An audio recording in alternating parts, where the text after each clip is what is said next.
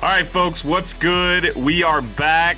Another episode, Ain't No Seats podcast. And boys, the Ain't No Seats curse is broken. You know, let's rewind a little bit. It's done. Rewind a little bit. We started this podcast in 2019, I think early January. Mm-hmm. That weekend, Udoka Azubuike team, we're number one in the country. We're the best team in the country. Udoka Azubuike tears a ligament in his wrist, out for the year. That team stinks the rest of the year, get blown out in the second round of the tournament. Streak ends that year, too. Streak ends that year. Next year, 2020, we all know that story. We're going to win the Natty. COVID cancels the tournament. Done. Last year, maybe the worst team of the Self era, get boat raced in the second round. And, you know, we joked this whole year, if we don't make the second weekend, the pod's over. The curse is too real. For the sake of Kansas basketball, we have to cancel the pod. Well, the good news for us and the listeners, we're here to stay. B-Turn, how good's it feel to just be in the second weekend? Feels amazing. Monkey's finally off our back, and AB tried to jinx the old Jayhawks before the game, saying that Creighton couldn't shoot threes, and there's no way we could get upset. And first possession of the game, a tall white dude hits a three, and I hate to bring up bad memories, but it immediately made me think of you and I. Like, just dudes that I think it was Hawkins who hit that three for Creighton, but there was dudes for Kaluma for Creighton, 25% 3-point shooter, hits like probably four in the first half, and they hit 8 or 9 in the first half, and I just immediately had a terrible feeling in my stomach. But it feels incredibly good to be in Chicago next weekend, and no Iowa or Wisconsin are going to be there, or Auburn. Yeah, I mean, on top of making the second weekend, we're going to get into both these areas. We'll talk Creighton, we'll talk the rest of the way through. But AB, as the bracket guy, we've been talking scenarios all year. Who do we want to see in the Sweet 16? Who do we want to see in the Elite Eight? And just go ahead and update our fans on what our route to the Final Four is. And then we'll get our thoughts on how we feel about that. But let's just hear it. What is our route to New Orleans? If you guys would have told me a month ago that our second weekend, the other three teams would be Providence, Miami, Florida, and Iowa State, I would have shot you both in the face. Like, there's just no way that that's actually what we're looking at. It can't be real. And I know, like, we're getting a little nervous because we've had easy roads before and we've choked them away, but we couldn't ask for anything more. We even avoided the 8 seed we didn't want to face and got Creighton. Now, I know that was close, but it just felt like one of those weekends, and maybe we're annoying when we say we don't get breaks often enough, especially like refs and things like that. Everything broke our way. Everything we could have asked for went our way, especially teams in other regions. We talked about Tennessee all year. We talked about Kentucky all year. They both lost. It feels like the bracket's opening up for the Hawks to make a run and do something special, like they said, after winning the conference. Yeah, and I mean, I think I tweeted before we came on, like, I'm getting 2011 flashbacks. And it's scary. March is so scary. It's so hard to win games in this tournament, but guess what? You certainly would rather play in games where you're going to be 7, 8, 10-point favorites than playing games where you're going to be 1, 2-point favorites. So, like, the opportunity's there. There's really no reason this team can't make a Final Four. Like, if they just play we play decent basketball, good basketball these next 2 games, we should be cutting out and that's going to the Final Four. But we've seen it over and over again. This tournament's crazy, but, like, this weekend could not have gone much better than us for us. Now, Coach K could have lost. I would have been really happy about that, but he didn't. Other than that, this went so well. Let's get into Creighton, though, before we really get into the breakdown of just kind of what we have ahead and things like that. But so, B-Turn, you said it really well. Like, the first possession of that game, or one of the first possessions, when Hawkins hits that three, AB had been all over us. They can't make threes. This is going to be a cakewalk, whatever. It was just like, we've seen this movie before. We've seen it so many times where it's just like teams make tough shots against us in March to beat us. And pretty much everything about that game was the story we've seen, where it just ends up we lose. Oach wasn't playing good. Really, none of our main guys were really clicking outside of Jalen. But the guy that, like, we've talked about him all year, the guy we said, can he win us a game in March when our offense is stalling? And we kind of thought it seemed unrealistic a few weeks ago, but here we are. Remy Martin just won us a game in March. How incredible is that to say, B-Turn? Incredible. He's been the leading scorer in both games. He's averaging 17.5, so about 18 a night, and he's 59% from the floor in the tournament. And he's just doing everything. Like you saw against Texas Southern, the incredible passes he had to Dave and things like that. And then on Saturday, he had 20 points, 7 boards, and 4 assists. And he's just unbelievable. Like first half, I thought it was kind of a shock that we were up at half because they hit 8 or 9 threes, whatever it was. And Remy just was unbelievable, like the entire half. And we did the live show at Kingdom on Selection Sunday, and you guys looked at me like I was the biggest dipshit ever when I asked if you guys thought Remy could play more minutes than Dewan in the tournament. And right now it's at 50 minutes for Remy and 49 for Dewan, which I mean makes sense because Remy's been unbelievable. It's like, how can you even take him off the floor right now? Dude, and I'm so proud of Bill Self for just like kind of letting Remy do his thing. Now, Remy, I mean, he was obviously absolutely incredible. With the only reason we had the lead at half, probably the only reason we win the game, one of the main reasons. But like he also in that second half, he was starting to get a little too comfortable. Didn't you guys think taking some questionable shots? And it's fine. I think he earned that a little bit, but I was really proud of Bill for letting him work through that, and he didn't just pull him after. I think he had 2 of 3 possessions where he took some pretty ill-advised shots in big moments, and so it was nice to see Bill just kind of give him the longer leash and stick to him, even though, like, Bill, he would have probably felt a little more comfortable putting Dewan out there, but he just knew that Remy was our guy, and we weren't winning that game without Remy on the floor. So, I want to throw it to you, AB. AB, so we were joking. We were nervous about the 8-9 game. I felt like, these were good defensive teams, but you were really confident. At what point in the game did your confidence start to waver? And don't tell me it never did, because it had to have. It did at one point, and I think you're still going to say it was too late, but there was a point we were up 7 with like 2 or 3 minutes left, and then they immediately cut it to 1. And we had the ball and missed the shot. So they had the ball down by 1 about a minute to go. At that point, I was like, okay, shit, like we actually might lose this game. And I know that might sound crazy to some people that like, oh, how did you only think of it then? Like it was close throughout. They had leads. They kept making shots. But I don't know. We always said, I think we were texting about it the whole game. It just kind of had the feel that Creighton, I mean, statistically, they're not a good shooting team. So like they had to slow down at some point, at least, law of averages would say, like Ryan loves to point out every episode. And I agree with. But then it just they just kept hanging around and hanging around and hanging around. But yeah, them having the ball minute left, down by 1 with a chance to take the lead, had me gripping my jeans, if you would say.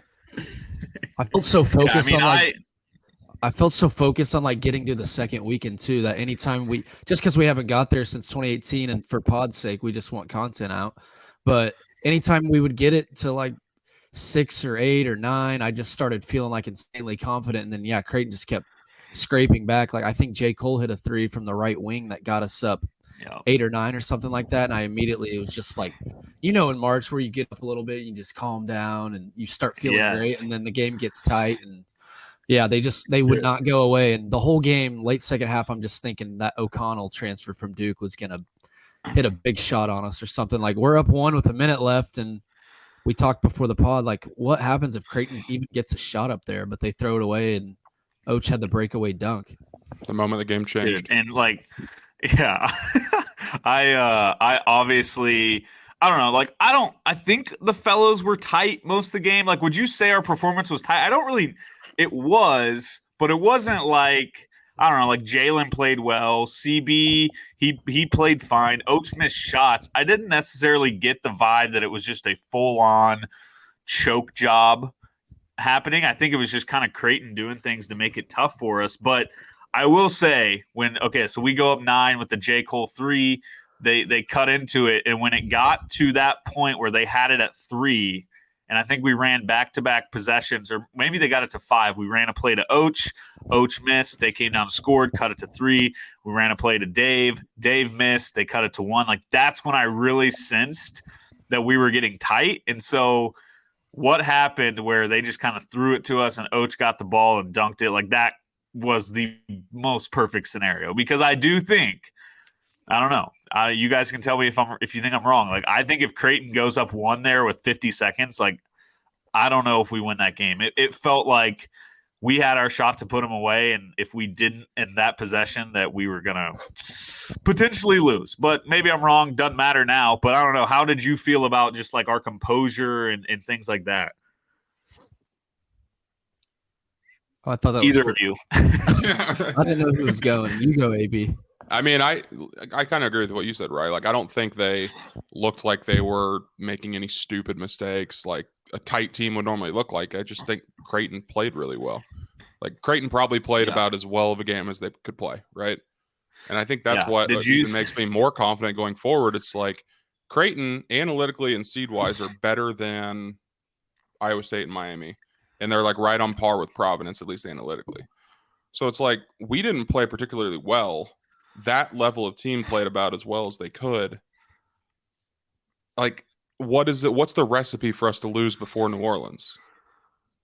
You know what I mean? Like, does that make sense? Is that me overthinking everything? But like, I don't know. A complete collapse where we have 4 guys go 0 of 12 from the field and we score 28 points.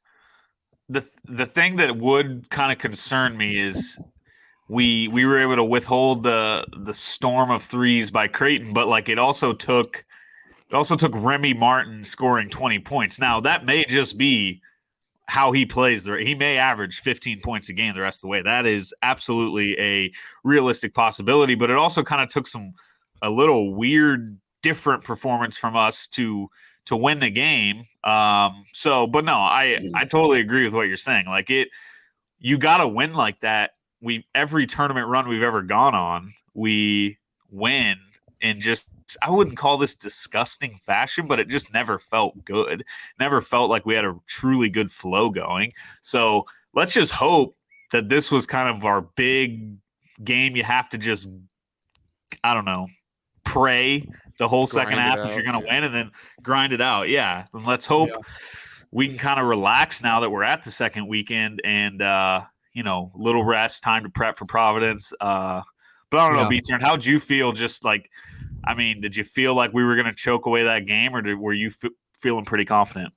I always felt confident pretty late, just because during the year, I thought we won a lot of tight games late in the game. At Texas, we lost, but I thought because we had an episode where we talked about how many close games we had won late that we were due to slip up. So it's like, makes me feel like we did win a ton of games late. So I don't know. We've been really good down the stretch. I feel like lately, like Tech, it was kind of a tight game, and then we kind of pulled away, and then we did it. We made the plays necessary against Creighton. Like Oach had the breakaway steal, Dave had the block. Like Oach's steal only put us up 3 one possession, and it looked like Creighton was going to have an easy, wide open look, and Dave had a huge block. I mean, he doesn't block a ton of shots usually, but that was a huge play by him. And it's not like we didn't shy away either. Like we kind of looked sloppy on offense for a little bit, but it kind of just felt like because we were going into Dave, which Bill tends to do. But I thought we looked pretty good offensively. And like I was thinking yesterday, it's like we got 4 or 5 guys that I feel pretty good that could go for like 15, 20 in a night. So it's like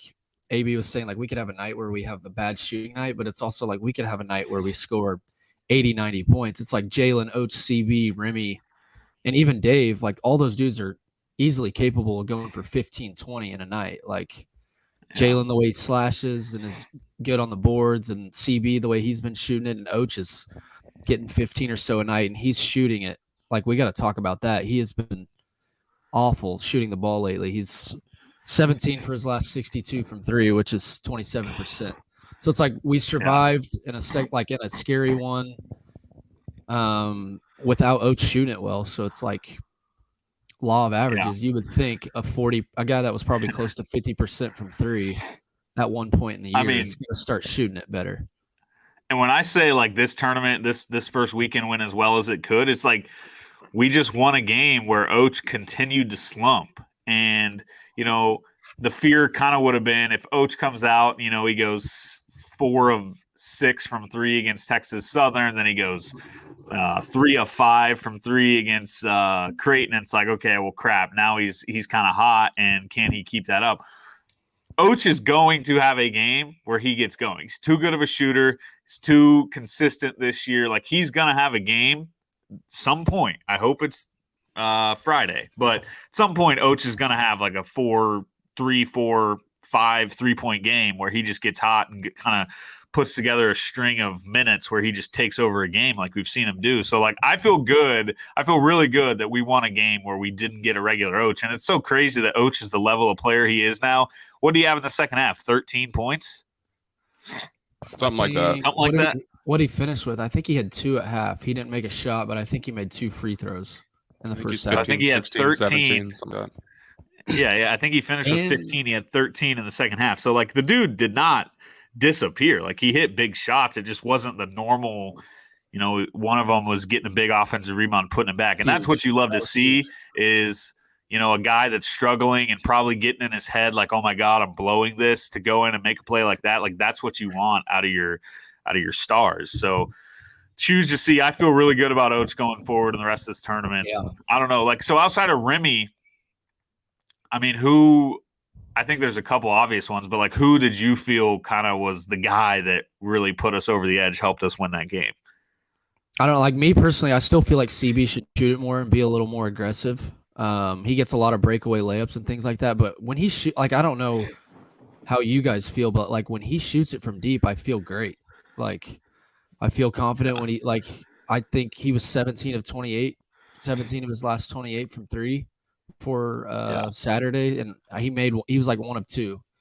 But Jalen, I mean, he got a lot of shots up. He had 14 and 14 on the day. I always feel good about him around the rim and like mid range, but I don't see why how he's still struggling so much from deep. Because I thought last year he could shoot it well, but yeah, I always feel good about Jalen, like chipping in 10, 15 points and around 10 boards too. It's like, and the thing with Oach too is like Oach is doing little things like making huge plays without scoring, and he's still staying aggressive. Like, the one worry about Oach always with us was like him shying away and just not even hearing his name for a few minutes. But it's like, you talked about the offensive board where he gets the board, goes up, and then late he has the steal breakaway dunks. So, and our guards are so good at rebounding too. Like, Jalen had 14, Oach had 8, CB had 8, and Remy had 7, and we out rebounded them 40. It was 47-31 on the glass. Dude, yeah. I mean, Remy got the biggest rebound of the game after the Dave block. He got up there and got it. But yeah, Jalen for sure is like, he's kind of become like the quiet, unsung hero of this team. Like, I think last year, he, for a point of the season last year, was like the face of our team. Like, it was like Jalen Wilson is the best player on Kansas. He got off to a slow start this year. I think he got obviously buried under Oach's success and even CB's success. But like, Jalen from the start of Big 12 play has been absolutely incredible. And I think there were times in that game, like, even probably doesn't matter much, but Creighton got up 13-7. I was rewatching some of the first half, and Creighton got up 13-7. And that's like a moment where you start to sense like, okay, this could get tight. This could get really nerve-wracking. Jalen just came down. We kind of had broken offense. It didn't look good. He just like put his head down, got to the bucket, made 11, made a layup, made it 13-9. And I think we got a steal. Remy hit a 3, and all of a sudden we had a lead in like 2 minutes. So it's like Jalen could just be a guy that kind of, when things aren't going well, he can just get an offensive board that turns into points, or drive, get some points. So he was huge. If we could just get like, I don't even think we need 14 and 14 out of Jalen, but just get like 10, 11, 12 out of him, and he continues to rebound. Like, that's going to be so big moving forward. I absolutely agree with unsung hero. Like, I feel like he flies under the radar because he was so bad in non-con. So it's like people outside of KU fans I feel like they don't think KU has a ton of great players. And I think Jalen is a great player that people don't know about because he was so good in conference play. Like, you easily could have made a case for second team all Big 12. Like, he had better numbers than Akinjo in Big 12 play. If you look at their numbers. Jesse Newell put him on his first team. Yeah. Like, so he had better, make that case too. He had better numbers and better percentages than Akinjo. Like, he at one point Nick Schwartz tweeted that he had the best field goal percentage in the whole league in Big 12 play. So it's like you look at Jalen's stats on the year, I think he's averaging 9 or 10 points, maybe more. And it's like people probably see that and are like, they don't really realize how good Jalen is and how good Jalen was last year. Like in conference play, it felt like he was like an automatic 12, 13, and 8 or 9 boards. Yeah. Yeah. I mean, it's awesome to see. And like, I think, yeah, we have to have him continue to play at that level for us to keep, winning games. He wins you those types of games by just getting in there, getting boards. He helps a ton with us being pretty small, things like that. AB, I don't know if you read, but did you see McDermott? He said his game plan was we'll let it fly, which they did. They let it fly. But their other game plan was we're going to put our power forward on DeJuan Harris, and we're going to just not guard him. We're just going to let him do his thing, which, okay, we've seen that before. It makes sense. Well, they decided they weren't going to adjust their defense even when Remy came in. They just decided, hey, we're just going to do the same game plan the entire time. So that's why Remy was wide open every time he touched the ball. And it's just like, how outrageous of a game plan is that by Greg McDermott? Has this man never seen Remy Martin shoot a basketball?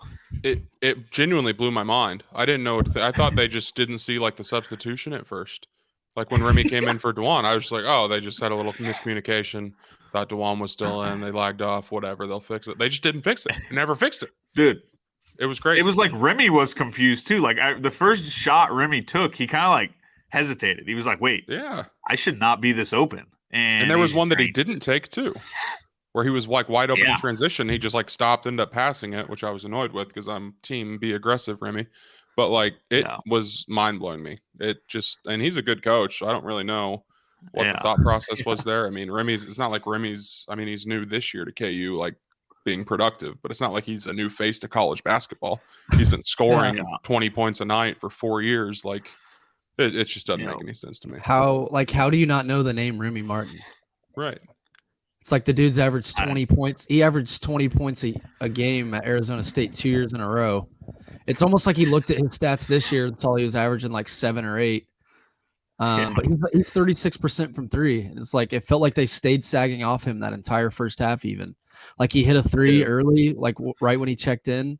And then he had wide open jumpers, it felt like the rest of the half. And it's like, how do you, as a coach that's been around for a minute and you pay attention to college basketball and you know what's going on around the country, how do you not know who Remy Martin is? Like he was preseason Big 12 Player of the Year in a loaded conference, the best conference in the country. Yeah, I mean I'm relieved because, and I don't know, Remy probably would have still got his points, but like, do we win that game? I think Bill Self said this in post game. Like, our team doesn't win that game 2 months ago. Like, I think I fully agree with that. And I think, when we had tons of concerns about this team, it was like, okay, when the offense stalls, who you going to? If Oates is struggling, who you going to? We didn't really have a guy that could go create a bucket out of nothing. And I think we kind of talked ourselves into DeJuan, like, oh, we're fine with DeJuan at point guard. But, like, I guess we talked ourselves into that being good enough to maybe reach a Final Four. I don't think we ever talked ourselves into that being good enough to win a natty. But, like, I don't know where you guys are at. I think Gonzaga would be an incredibly tough matchup for us. I don't know how we would guard them, but really wanted them to lose last night, obviously. Yeah, and I still think they could lose. Like, they are not unbeatable. They're not as good as they're not as good as they were last year. But, like, it very well might not happen. But, like, I really like KU's chances of getting to a national title game if they continue to play well.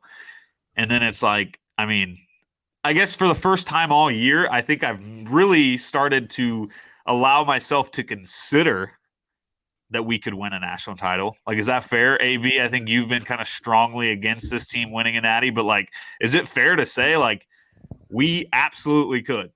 Which sounds crazy as a 1 seed, but, like, I don't know. No, I mean, you're not wrong. We've talked about it so far, like how many guys can go out and put up 15 or 29. And we laugh at McDermott for how he guarded Remy and what his game plan was.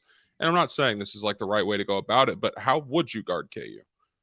Like, you got to lag off someone. Your college basketball teams don't have 5 awesome defenders. Like, no one does. and any one of them, someone's going to get theirs on any given night. So like we can Seems laugh weird. at it, but it's got to make you guys feel confident. Our road's easy, and we're playing our best basketball of the year, and we have a brand new. It's like a brand new weapon. It's like we unlocked a new level to where we just have like another dude that's playing like an All-American right now. It just Bill said it. It changes the whole ceiling of this team. So Yeah. I've gotten way more confident over the last 2 weeks. It's crazy. If we went back and listened to our episode after TCU, I can't imagine how different it sounds compared to now. We absolutely can win a natty. Yeah. Yeah. We have one of the best players in the country. We have a potential first rounder this year, even in CB. We have Jalen, who will play in the league someday, and he's easily one of the best rebounders, I think, in the country, at least like non-big men.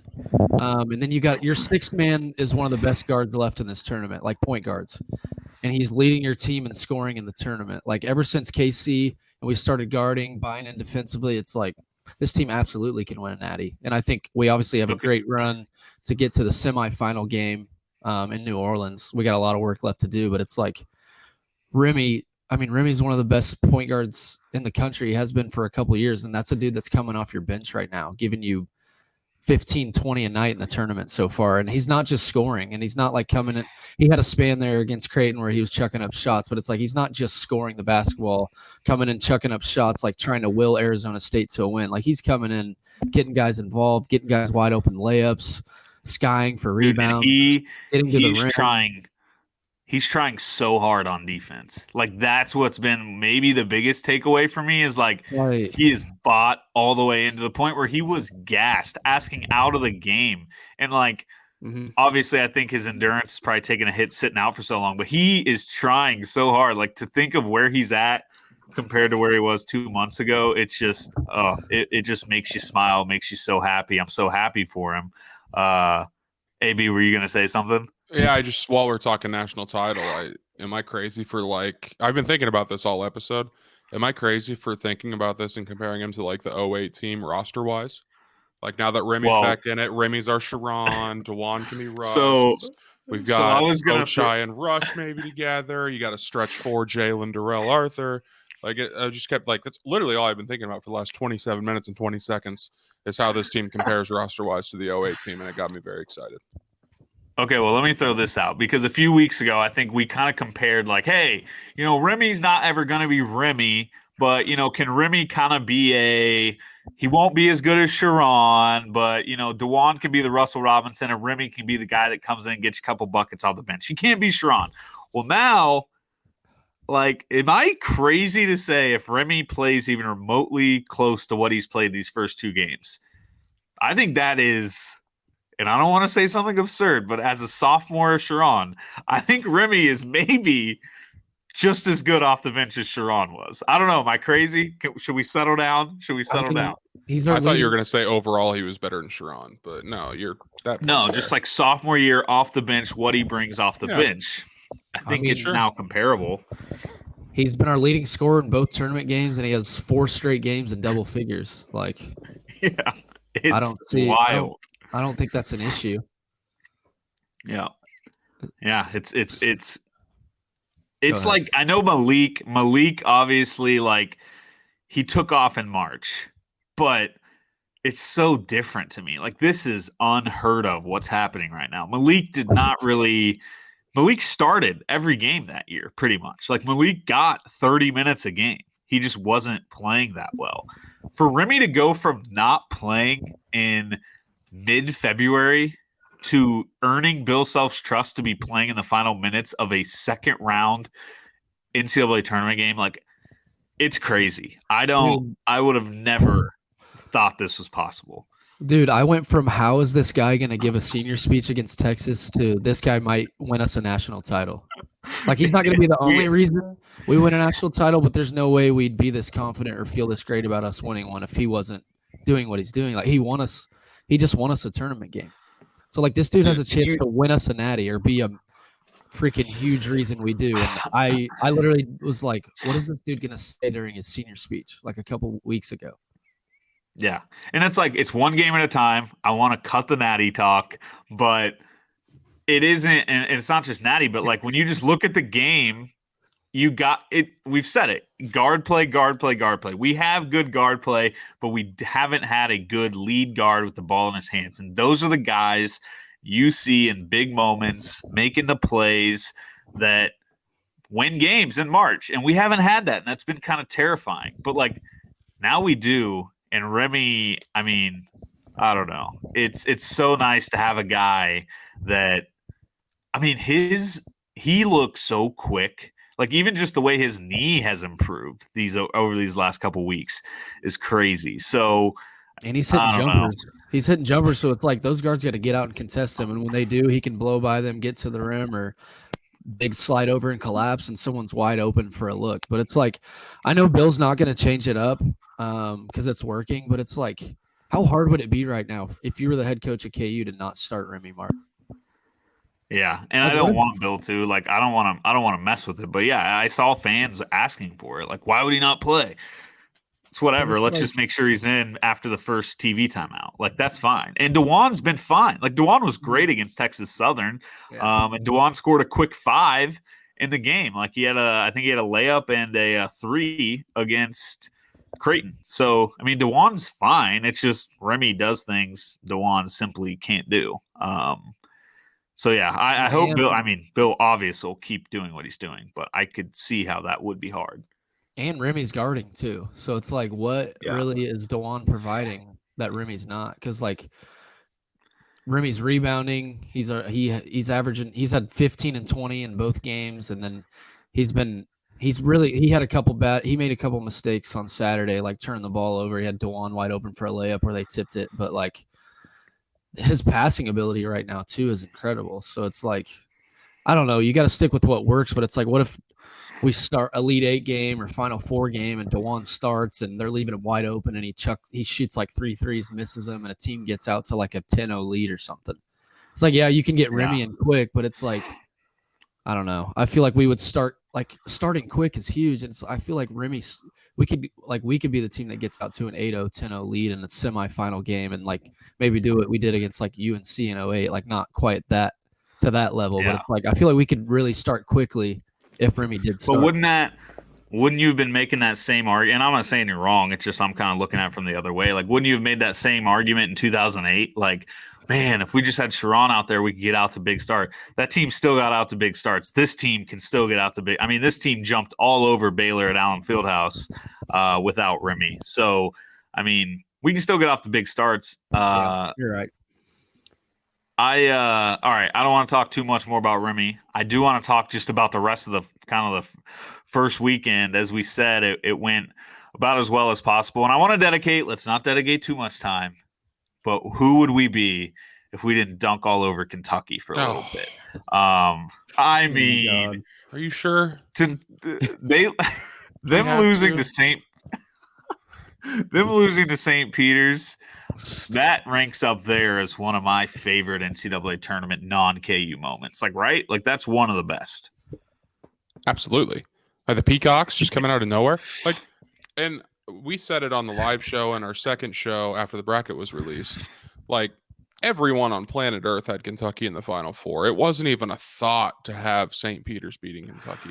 And for that to happen, like right before the Hawks tipped off, was just so perfect. It was so perfect. It perfectly leads into the narrative that we have been building, that Coach Cal sucks and can't do anything. I mean, he doesn't suck, but when was the last time he did anything? He hadn't been to a Final Four since 2015. No he one hadn't won a title since 2012. It's like he gets all this talent in, and everyone praises him, and he's changed the game of basketball. Like, he and Coach K have absolutely changed how people look at recruiting and how the game is played and how the game is watched. But at the end of the day, neither of them are going to Final Fours. And so just to see, one of your biggest rivals, I know people are back and forth like, oh, they're not in our conference, whatever. I think of Kentucky as our biggest rival because I feel like we still play them every year. So seeing them lose to a 15 seed, I'm not going to say it was good as like seeing Mizzou lose to Norfolk, but it was up there. That was fucking awesome. That was beautiful. It was like we dunked on Kentucky on Twitter, but it was kind of tough just because we still had to play. And it's like that Kentucky spread was close to our spread. Like that was an 18-point spread. KU was like a 21, 22-point favorite, but that was so awesome. And I love St. Peter's. Like they're super fun to watch. The white dude who's ugly as hell, but he he hit some huge shots against Kentucky late, and it was just so fun to watch. And it was kind of crazy too, because like I was watching it at the Peanut, and it was on at the same time as the Creighton game, and they changed every TV in there to the Kentucky game, and you're kind of looking at the Creighton game up top, and Creighton ends up coming back, which I feel like ended up being monsters for us because Kalkbrenner got hurt and things like that. And I don't know if we would have beat San Diego State. Like that would have been a tough matchup. But yeah, Kentucky fans, like they want Cal fired, and they went 9-16 last year, and then they just lost to a 15 seed. And Bill came to KU like 40 plus wins behind Kentucky, and now we're tied for the most wins of all time college basketball. Just give this some thought though, guys. Like, remember he's playing with 18 and 19-year-olds. He'll be sure to tell you that if they lose a game and they struggle. They're just kids. He won't take any blame for only playing with those 18 and 19-year-olds, but sorry. Only he can't even use that excuse anymore. He went out and recruited a bunch of transfers that are old. Like it was just, I mean, B-Turn said it. They had their worst season in program history last year, and they just lost their worst NCAA tournament game back-to-back years. So, just for a little fun, I know we talked about kind of reading some Kentucky meltdowns. I don't want to take too much time out of this podcast, but I just wanted to read a few of the Rupp Rafter headlines for us to giggle at before moving on. Okay, first one. Tubby never went to the NIT and never went out first round at UK. Those guys wanted Tubby Smith gone for so long. They forced that poor man. He was the nicest man you'll ever meet out. So can we fire Cal now? Does John Calipari owe us an apology? Does Cal have enough character to resign? Let's see. Oh, one of my favorite ones was they said we got to call Buzz Williams immediately. Buzz Williams, the guy that went on a 10-minute rant about his team not making the NCAA tournament. That's how down bad Kentucky is, that they want Buzz Williams to be their trying to get a coach of a bubble team to come to Lexington and turn it all around for him. Just hire the same coach. And then not to get political, but just an all-time one here. This is karma for kneeling for our nation's flag and anthem. Yep. Shut up. That's why you lost to St. Peter's, because that's the reason those kids kneeled. But wow, yeah. I got two of them to read off. I think I tweeted one of them. Let's hear it. Rupp Rafters is incredible after losses, but the thread title was Cal should be fired tomorrow. And the guy says, what does it take? He has destroyed the program. Win or lose, this is disgraceful. So he's saying that before the game's even over. Like, they were ready for him to be gone. He's won a natty and he's like played in a national title game, but he's destroyed the program. And then this guy, before the game was even over, said the same thing. He said, win or loss, Cal has to go. Why in the hell do we keep putting up with him? He's not worth having. Yeah, I mean, careful what you wish for, Kentucky. I texted a friend of mine who's a Kentucky fan, and he said Jay Wright, Billy Donovan. I mean, it's crazy. Jay Wright's not coming. No. Billy Donovan, maybe. No on You're Billy a Bulls D. fan. Hard no on Billy D. It's crazy how many people, like AB said, had them in the Final Four and like winning it all. I had them winning it all in a ton of brackets. I filled out a few. But if I feel like if they escaped that game, they had a chance to win it all. Like just escape that game. Obviously they did, but it's like if they just escape. I mean, Oscar's a monster. They have Dylan Grady, who's the wettest of all time, and then Ty, who's going to be a lotto. But I mean, escape that game, and they're not saying shit about Cal. Like they easily could have made it to the Final Four. It's just crazy what March can do to you. Like if we lose yesterday, we're up 1 with a minute left. Like people are on Bill's ass. 1 seed, you don't escape the first weekend. You haven't played in a Sweet 16 game since 2018. Yeah, I mean, but I think the Kentucky thing puts into perspective just how good we have it with Bill. Because, Bill, 100%, he's underperformed as a 1 seed. We should have been in more Final Fours. He should have won the Natty in 2011. He's had these types of moments, but he hadn't missed the tournament 2 times in 9 years, and he hadn't lost to a 15 seed. It's brutal to think of, how badly Kentucky fans feel about their program right now. They'll be fine. Calipari will be fine. I guarantee Calipari goes to another Final Four in the next couple of years, which is why we had to take some time to dunk on him. But all right, enough about Calipari. Let's talk a little more about just this upcoming week. And I think we're hopefully going to do another episode before Friday, talk way more detail on Providence.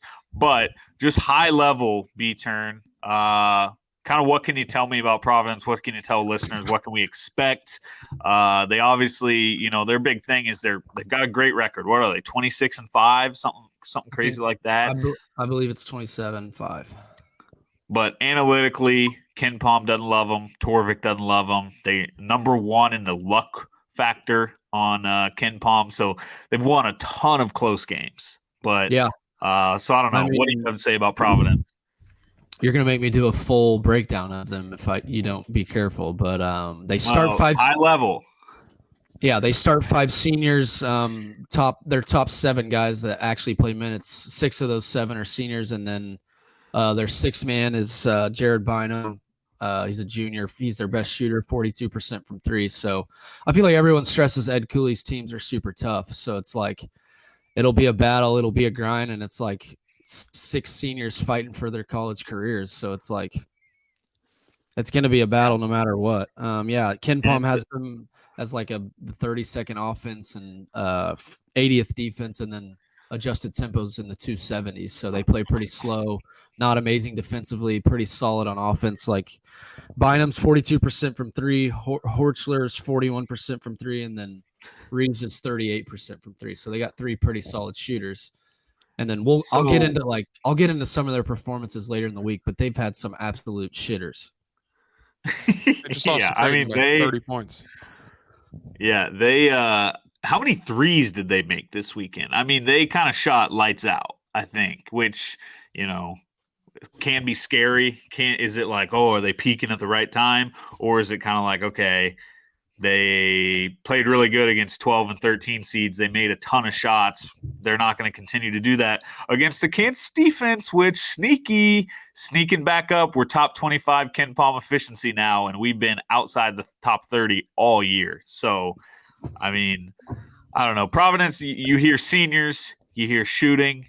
5 seniors. Does that scare you guys at all? Like, I mean, we have a lot of vets. We have a lot of experience and things like that, but starting 5 seniors, like in an Ed Cooley team, they just seem super tough to me. And it's like, I feel like you two aren't very high on them, but it's like 14-3 in the Big East, and 2 of those losses were to Villanova they lost by 2, and they lost by 4 or 5. Yeah. So I guess AB, I mean, you seem way confident. I'll kind of give my thoughts on what I expect, and go ahead, because I gotta find something. Okay, here's where I feel. If we had Providence in 2 days, let's say they're our Elite 8 matchup, I think I'd be terrified because 4 seniors or 5 seniors, like a team that can get hot, a team that, I don't know, I feel like it's harder to scout against a veteran team that, I don't know, I would be a lot more worried. And I'm still obviously nervous. This is Kansas basketball in March. You should always be nervous because we can do some of the dumbest things you could ever see in this tournament. But I think Bill Self with a week to prepare against a team that they're just flat out they're not. If you tell us at the beginning of the year we're taking a team that kind of fits this mold and ranks where they rank and things like that, like you're pretty dang happy to see them in the Sweet 16. I think we all agreed out of all the 4 seeds, it's the one we wanted. So it's like I go back to what I said at the beginning of the show. Like if we just play our game, play how we've played to this point in the season, we should handle Providence. And AB, we'll talk a little bit about the line, things like that. But I feel pretty good about it. I hate that I feel good about it because I feel like every time I feel good about a tournament game, it goes poorly. But, I think you can't be much happier with what we've got. Obviously, Richmond might have been more appealing, but you can't get a 12 seed. But I don't know. AB, let's hear your Providence thoughts. I mean, first of all, we're just better. Like, you look at the other 4 seeds, too. Like, would you rather play UCLA in the Sweet 16? Would you rather play Arkansas in the Sweet 16? I can't even think about the other one. Whoever's in the Houston, South. who's a wagon. Yeah, Houston's a wagon. So it's like I'd much rather play Providence than any of them. I just don't think they're very good. They have a good record, so they do win games. That has to mean something. They're old, which means a lot, obviously. But I just wanted to quote my guy to the top left of the screen, Braiden Turner, just to prove my point about why we're all nervous. We could be playing Piper High School and we'd be shitting bricks in the tournament. That's just how the tournament is. Like, it doesn't matter who we play. Yeah. I'm sure some of you guys got a little nervous going into Thursday night against Texas Southern. Yeah. Like, that's just That's just how basketball is this time of year. We've seen But it all. if you look at it like kind of, like you would any other game, they're going to be 8-point favorite. You're going to have the crowd advantage. You're going to have the talent advantage. You have the coach advantage. It's just Head coach. as the GOAT. It's just, I don't know. It's hard to feel more comfortable in this kind of environment, this kind of game, at this stage of the tournament. So I feel great. Maybe I'm overconfident, but Yeah. Just feels like the year that they're going to make a run.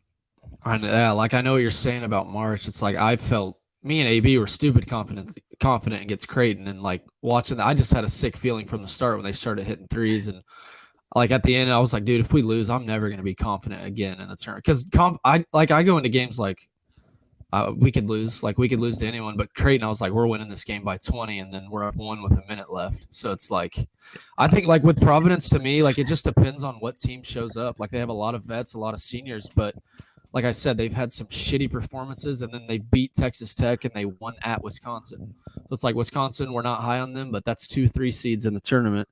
But I can't wait to talk about some of the performances they've had this year. Like you guys might shit your pants at some of the numbers. Okay, well, yeah, like I said, I want to save. We're kind of running out of time here, so I want to save more of a deep dive on Providence and just everything for something maybe before that game Friday. I did want to throw this stat out to you. If you're wanting to get confident, Torvik, he's kind of a different type of. He's similar to Ken Pom for those that aren't familiar. He has a thing where he just does tourney odds, and right now, the team with the best shot to make the Elite Eight is Gonzaga at 80% is what he's saying.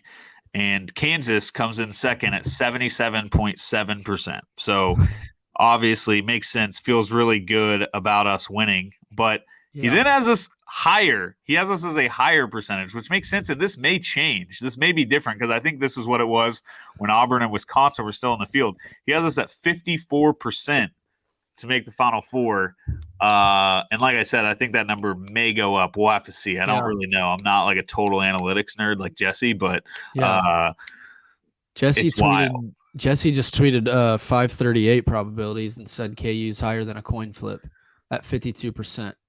I think that was before Auburn lost too. Do you guys want a little more backing of this?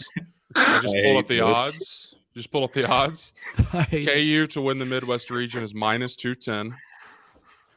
And we were 2020 before the tournament. Yep.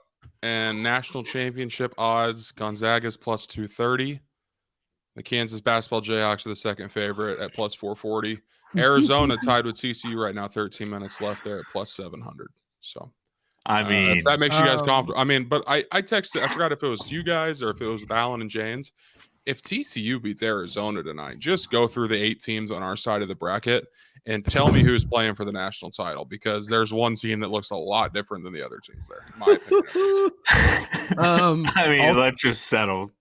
One more thing about confidence, and I'm not trying to jinx it, but we've talked about this a lot. Bill Self in first round games and Sweet 16 and semifinals in the Final Four. He has a great record, and he's 8-2 in the Sweet 16. So 8-2, I believe. I don't know if that's accurate, but yeah, great with time to prepare. Like obviously he lost to Bradley Bucknell in the first round, but that was early in his career, a long time. Like he hasn't lost in the first round since then, right? Yeah, 16 years or whatever. And 15, I don't know. Hate bringing up bad memories, but the 2 freaking losses in the Sweet 16 are absolute choke jobs. Like Michigan State, I guess I'll give him that one, but Michigan was all-time choke. So it's like he could easily, not trying to give us wins, but shit, he's 8-2 with 2 heartbreaking losses that we should have won. So him with time to prepare, I feel great.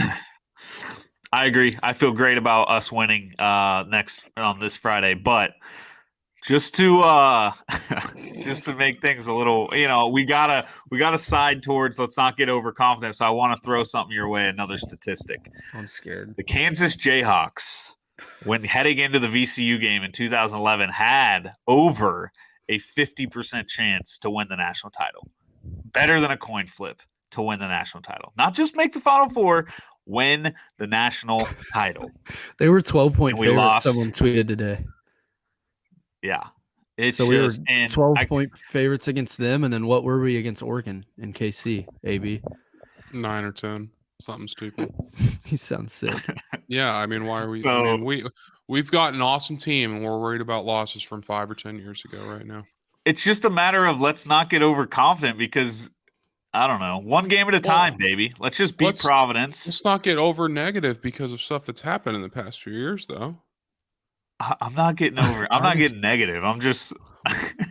I just love how confident AB is in our team now. It makes me feel great, and it's got to be because of Remy, dude. Like it has to be. I mean, it's just we have another guy that can be the best player on the court at any given time that just came out of nowhere. So it's like that guy said. Like what else can you ask for at this point? Breaking news: Texas just lost. They are done. Rip.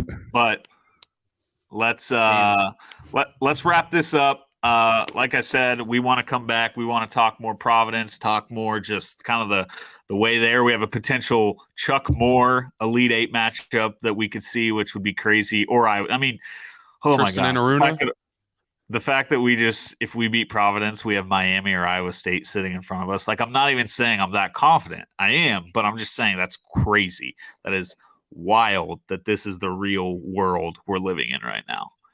I'd rather play Miami, right? Let's just get that out of the way.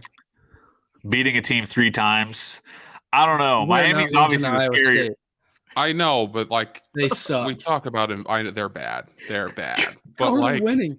The only thing that would worry me is it would be closer to a 50-50 crowd than Miami would be. If it was Miami versus KU, it'd be 90-10. So like, and that's a game where it's just like it's everything to lose on KU's side, and it's absolutely nothing to lose on Iowa State's side. So, yeah, let's not get ahead. We're not talking Elite Eights. We're not talking Elite Eights. That's right. We're talking Final Fours.